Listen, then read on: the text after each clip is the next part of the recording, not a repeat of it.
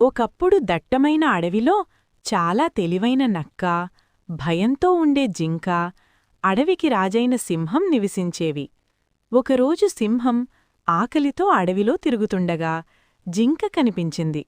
భయంతో జింక పరుగెత్తింది.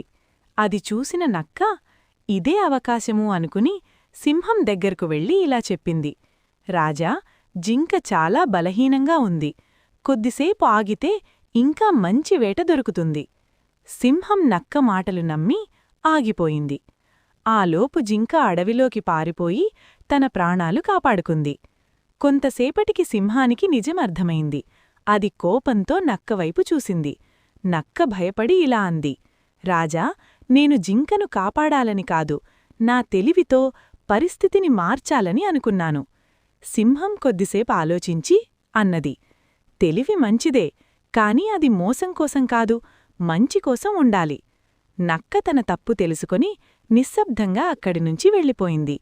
నీతి: తెలివిని మోసం కోసం ఉపయోగిస్తే ప్రమాదం, మంచికోసం ఉపయోగిస్తే రక్షణ.